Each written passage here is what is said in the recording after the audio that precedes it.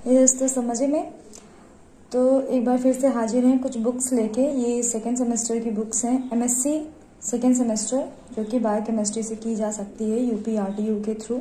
इसमें आप जॉब करते हुए में भी अपनी पढ़ाई कंप्लीट कर सकते हैं। अगर आपने इस चैनल की एक दो वीडियोस देखी होंगी तो शायद आपको पता होगा कि किस विषय में इस चैनल में बात हुई है। तो ये है सेकेंड सेमेस्टर की बुक्स। फर्स्ट सेमेस्टर की हमने पहले आपको दिखा दी थी और उसके पेपर्स भी दिखा दिए थे कि कैसे पेपर्स आए थे। ये है सेकेंड सेमेस्टर यानी फर्स्ट ईयर के सेकेंड सेमेस्टर की बुक है। ये फर्स्ट बुक है यानी कि PGBCH 105 न्यूट्रिशन फिजियोलॉजी, और ये है सेकेंड 106 बायोस्टैटिक्स जिसमें हमें पढ़ना है। और फिर ये है 107 थर्ड बुक जो प्रयागराज के द्वारा दी गई है, यूपी आरटीयू के थ्रू दी गई है। इसमें क्लिनिकल बायोकेमिस्ट्री पढ़ना है। और 101, 102, 103 जो था वो फर्स्ट सेमेस्टर में था, और 104 जो था वो प्रैक्टिकल कहलाता है। तो फिर 104 तक तो वहाँ कंप्लीट हो गया था। अब ये 105 है न्यूट्रिशन एंड फिजियोलॉजी। तो इसमें ब्लॉक वाइज चैप्टर्स डिवाइड किए गए हैं। फर्स्ट ब्लॉक में न्यूट्रिशन एंड न्यूट्रिशनल है। सेकेंड ब्लॉक में विटामिन मिनरल्स एंड फिजियोलॉजी पढ़नी है।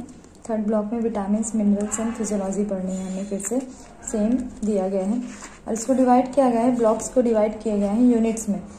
इसमें न्यूट्रिशन फर्स्ट यूनिट है, सेकेंड यूनिट जो है न्यूट्रिशनल एलिमेंट्स है, और ब्लॉक सेकेंड में हमें विटामिन एंड मिनरल्स पढ़नी है, थर्ड यूनिट के अंदर आएगा।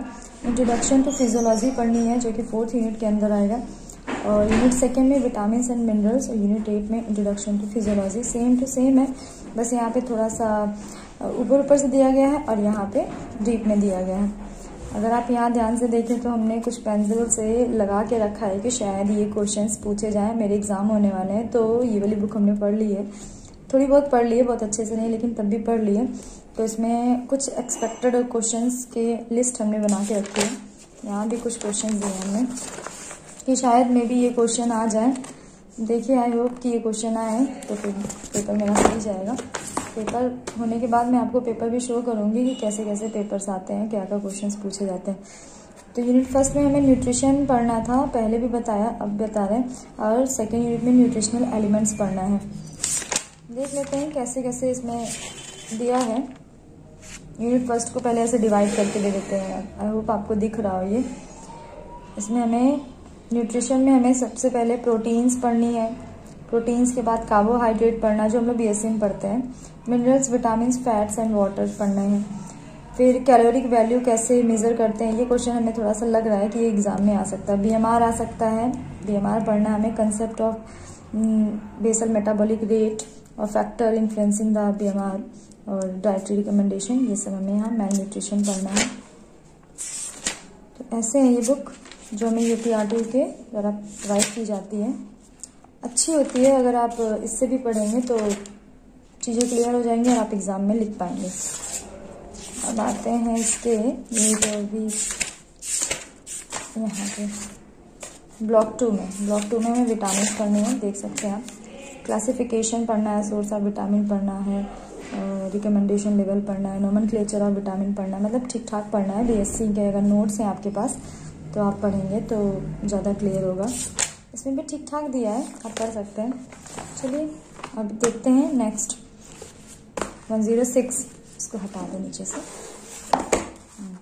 106 इसमें हमें research methodology and statistical methods पढ़ना है, probability distribution theory and demography पढ़ना है, टेस्ट ऑफ सिग्निफिकेंस पढ़ना है। बायोस्टैटिक्स है ये, हम लोग BSc थर्ड ईयर में पढ़ते हैं। तो research methodology and statistical method, इसमें देख लीजिए क्या क्या पढ़ना है हमें। Meaning and types of research and research design, characteristics of good research, research problem sampling, तो ये सब पढ़ना है। बुक देख लें कि कैसे क्वेश्चंस आते हैं। इस हिसाब से arithmetic mean, geometric mean, harmonic mean, median mode, ये सब हम लोग पढ़े हैं। Range, mean, deviation, coefficient, variation सब है। इसमें देख लें, बुक अंदाज़ा लगा सकते हैं कि कैसे क्वेश्चंस आएंगे, ऐसे ही पूछा जाएगा। भाई हमें तो BSc में बहुत टफ लगता था, फिर से वही पढ़ना पड़ रहा है।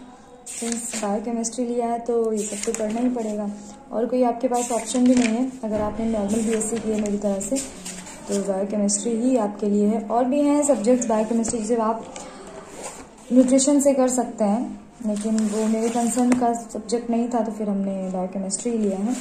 अब देखते हैं 107 क्लिनिकल बायोकेमिस्ट्री। इसमें क्या पढ़ना है, ये भी ब्लॉक फर्स्ट सेकंड थर्ड में डिवाइड है। फर्स्ट में हमें clinical process and clinical control, nutrition drug and digestion पढ़ना है।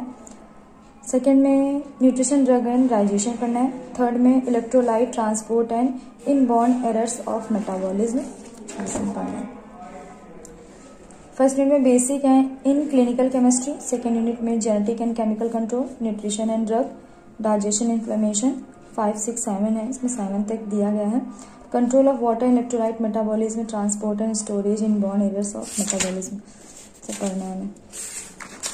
देखते हैं आप क्या दिया है यहाँ पे देखने तो इंट्रोडक्शन है क्लिनिकल बायोकेमिस्ट्री के बारे में। सबसे पहले बताया गया होती क्या है, acid base concept and pH concentration सब ये सब बताना है, पढ़ना है हमें। इन्हीं से क्वेश्चंस आएंगे, कहीं बाहर से क्वेश्चंस नहीं आते हैं। देख लें आप कैसे कैसे पढ़ा है, क्योंकि बुक थोड़ी बहुत पढ़ी है हमने तो ज़्यादा प्रॉब्लम नहीं है। इजी लैंग्वेज होती है, आप अगर ध्यान दें थोड़ा सा तो पढ़ सकते हैं आराम से। यूपीआरटी के थ्रू बुक्स जो हैं वो अच्छी प्रोवाइड करवाई जाती हैं, तो आप इससे भी अपनी पढ़ाई पूरी कर सकते हैं। ठीक है दोस्तों, आई होप आपको समझ में आ गया होगा कि कौन कौन सी बुक्स आती हैं। 107 clinical biochemistry, 106 biostatics, 105 nutrition and physiology. तो फिर आप अगर करना चाहते हैं बीएससी के बाद अपनी एमएससी, अगर आपकी जॉब लग गई है बीएससी के बाद और आपने अपनी पढ़ाई कंप्लीट नहीं की है तो आप यहाँ से अपनी पढ़ाई कंप्लीट कर सकते हैं। Okay, thank you friends.